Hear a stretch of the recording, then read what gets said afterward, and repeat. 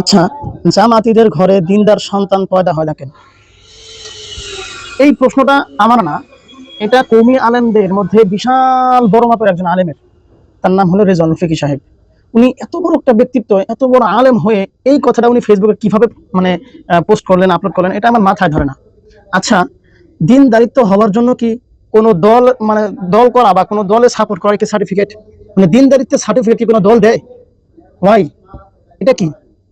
মানে আমার মাথায় ধরে না যে এত বড় একজন আলেম হয়ে উনি কিভাবে এই কথাটা বলতে পারেন। দিনদারিত্বের সার্টিফিকেট কি কোনো দল দেয়?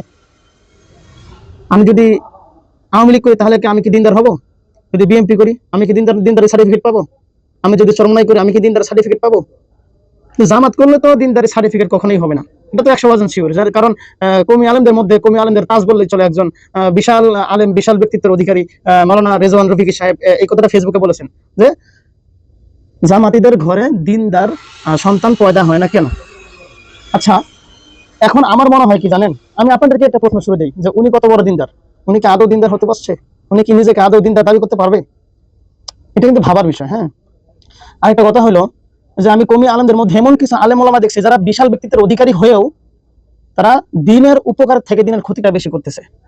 আপনারা এদিকে আলেম আলেমে লেগে আছেন, এক আলেম আরেক আলেমের বিরুদ্ধে পোস্ট করতেছেন, এক আলেম আরেকের বিরুদ্ধে কথা বলতেছেন, কিন্তু আপনি দেখছেন আমাদের বাংলাদেশে মুসলমানদের কি এক অবস্থা চলতেছে। বাংলাদেশে হাজার হাজার মুসলমান দলে দলে এখন বাতিলের পক্ষে দৌড়াচ্ছে, বাতিলকে তারা গ্রহণ করতেছে। হাজার হাজার মুসলমান তারা নাস্তিক হয়ে যাচ্ছে, হাজার হাজার মুসলমান খ্রিস্টান হয়ে যাচ্ছে, হাজার হাজার মুসলমান দলে দলে, শুধু হাজার হাজার না, দলে দলে মুসলমানরা হিজবুত তাওহীদের দিকে ধাবিত হচ্ছে। আপনারা তো দিনের খেদমত করেন বলেন, দিনের আলেম হয়েছেন বলেন, কিন্তু আপনারা দিনের কোনো কাজ করেন না। শুধু দেখি ফেসবুকে কার বিরুদ্ধে একটা পোস্ট করা যায়, ফেসবুকে জামাতের বিরুদ্ধে কিভাবে একটা কথা বলা যায়, জামাতের পিছন পড়ে আছেন, কোনো রাজনৈতিক দলের পিছনে পড়ে আছেন, আপনারা তো কোনো মিশন নিয়ে কাজ করতেছেন না। আপনারা তো মুসলমানদের কেন মানে ইসলামের কোনো কাজে আসতেছেন, আপনারা ইসলামের উপকার থেকে ক্ষতিটাই বেশি করতেছেন। এখন দেখা যাচ্ছে যে কিছু কিছু আলেম ওলামা আছে, মাদ্রাসায় লেখাপড়া করে, আলেম হয়, মাদ্রাসায় মসজিদে চাকরি করে, করে 10-12 হাজার, 15,000, 20,000 টাকা বেতন পেয়ে কোনো রকম পরিবার নিয়ে সুখে শান্তি থাকলে হয়েছে আর ঘুমায়। আসলে মুসলমানদের অবস্থাটা কোথায় যাচ্ছে, বর্তমান ইসলামের অবস্থাটা কোথায় যাচ্ছে, ইসলাম বর্তমান মুসলমানদের সমাজে মুসলমানদের কেমন যে দাম কমে যাচ্ছে, মুসলমানদের অবস্থানটা বর্তমান কোথায়, এটা কি আপনি একবার ভেবে দেখেছেন? আপনি একবার সাধারণ লোকের কাছে যান না, আপনি একটা সাধারণ লোকের কাছে যান না, দেখি সে আপনাদেরকে কতটুকু সম্মান করে।